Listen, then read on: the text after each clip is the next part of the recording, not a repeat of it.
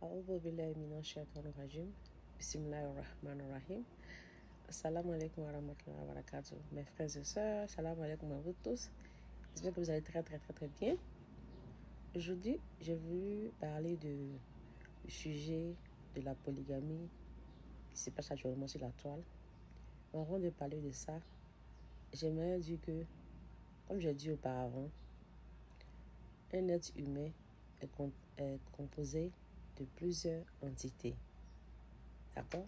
Et les mêmes entités, nous avons l'ego, ce qu'on appelle nafs en arabe, et puis nous avons l'âme. D'accord?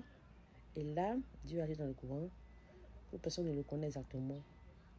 Alors qu'on peut un long, quoi. Mais l'ego, on peut l'étudier, on peut le comprendre. D'accord?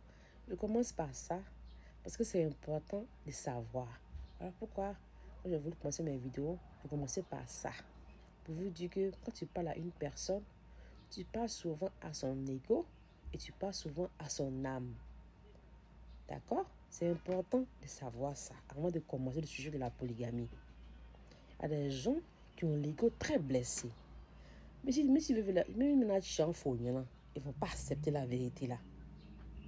Pas parce que ils ne veulent pas. Souvent, ils n'ont pas la capacité même de comprendre ce que tu es en train de dire. Donc le sujet est faussé d'avance. C'est important de savoir qu'un être humain a plusieurs entités en lui. Et les mêmes basiques entités là.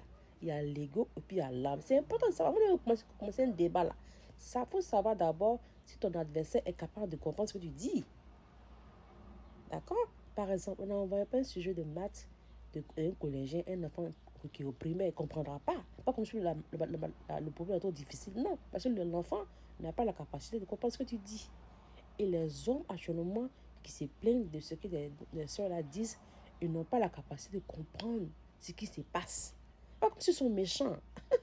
C'est pas comme s'ils sont méchants. Pas comme s'ils ne sont pas des bons ou sales. C'est parce qu'ils n'ont pas la capacité de comprendre ce que vous dites. Et pourquoi? Peut-être que vous allez me demander, mais c'est facile à comprendre. Non, pas forcément. Désolé